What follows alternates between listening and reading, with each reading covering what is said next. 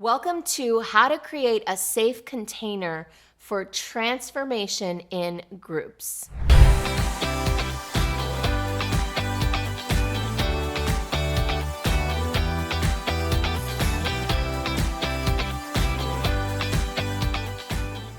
In this video, I'm going to start with why it's so important to create a safe container.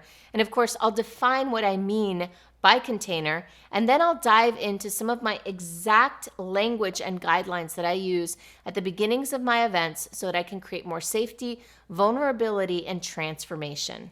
The reason container setting is so important is because when you're leading transformational events, you are basically providing a structure within which transformation happens.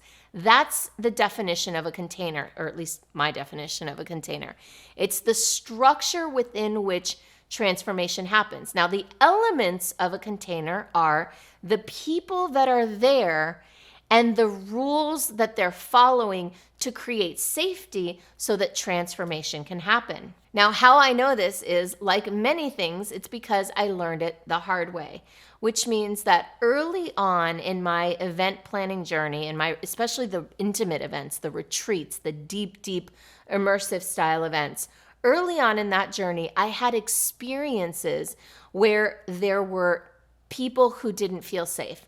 Basically, people came into the experience, and because I didn't do enough good container setting, they felt attacked, or they felt bullied, or they felt disrespected, whether that was by me or by someone else in the room. And so what I've learned over the years is that there's really important things that you need to say and do at the beginning of any event in order to set the container and create safety. The more safe people feel, the more vulnerable they're willing to get, the deeper they're willing to go, and the more transformation you can have. The first and most important container setting rule that I always use in every single retreat is what happens here stays here and now. And the first part is kind of obvious. What happens here stays here. It means that whatever is said in this circle or in this experience, in this container, is not going to leave beyond this container. It means that you don't talk about what happened here with anyone outside of the container. Now, the part about stays here and now means that right now we're in a circle, we're in this space, we're in this container, we're doing this work, and right now is when we can have that deep, vulnerable conversation. But let's say at the end of now, when we're out, when we're not in the circle anymore, when we're not doing the deep work and we're out having dinner, it may be that someone that shared something in the circle is uncomfortable talking about it later or outside of the circle. So what happens here stays here and now means this is the only context within which we talk about this particular thing. Unless you ask permission outside the circle and say, let's say, for example, you want to ask somebody to tell you more or to clarify something, you can later say, hey, there's something that happened or something that you said in the circle that I'd like to ask you about. Is now a good time to do that? Or do you prefer I not do that? Or do you prefer I do it later? And that way you give the person permission to decide if they want to go back into what they were talking about in the circle.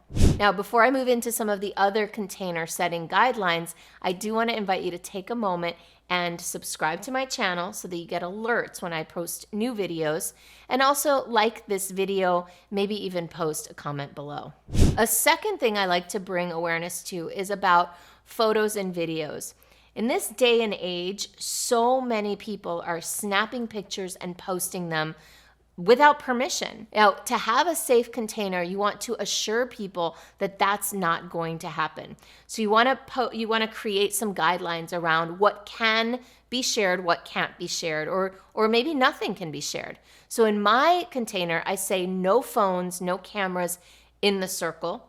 And I also say, if you do take a picture of someone outside the circle, just ask permission of that person before you post it anywhere. I don't even let people post inside of our group chat, because we have a group chat for every one of our events, without permission unless people are posing for it. If somebody's posing for a picture, then it's pretty clear that they're giving you permission to take it. But if you're taking candid shots that people don't know are being shot, then the rule is you don't post it anywhere and you ask permission before you post or before you disseminate it anywhere. Another interesting area of sensitivity, especially when you're doing the deeper inner work, is around touch. People have different levels of comfort around touch.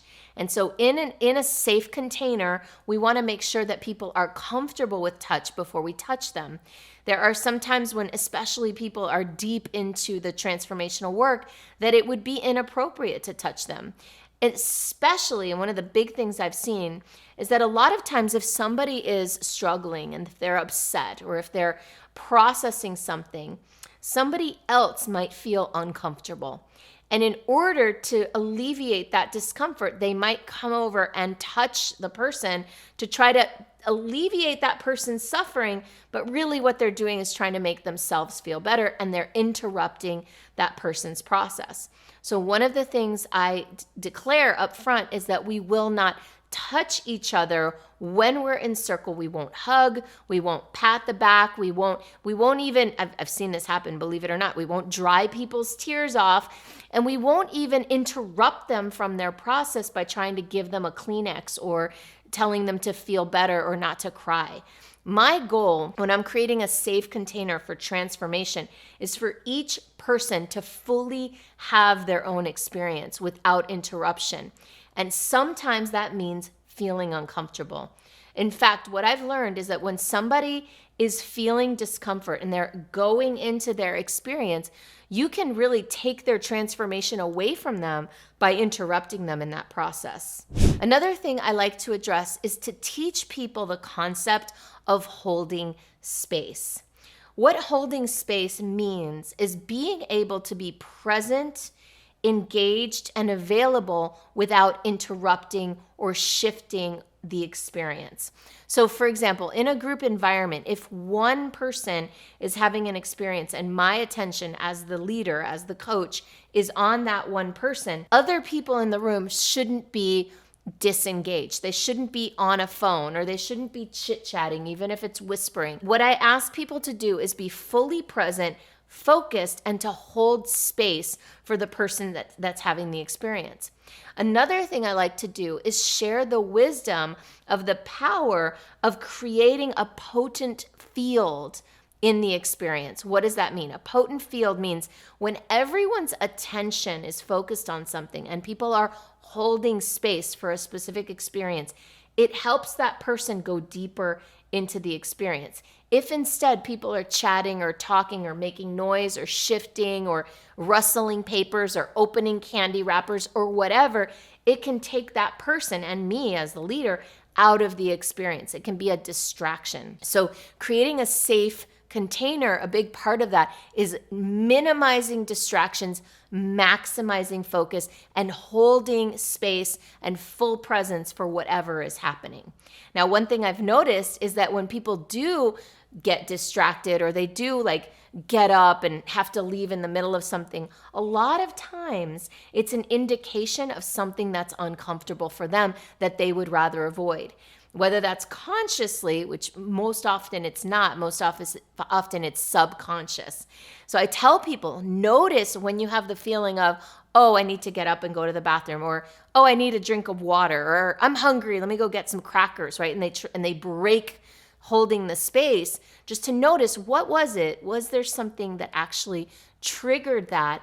And can we garner intelligence from that? If you notice, maybe there's this uncomfortable conversation about mother wounds or father issues or whatever it might be, and you all of a sudden feel like the need to go eat something, right? What's that about? So holding space, full present, and being very self-aware about what's coming up for you in the moment when there's something going on in the group. Now, if you're someone who's hosting retreats, immersive experiences, transformational events, you want to learn more about how to create safe containers and how to build and monetize a business around this, let's connect. You can find me at superstaractivator.com/go.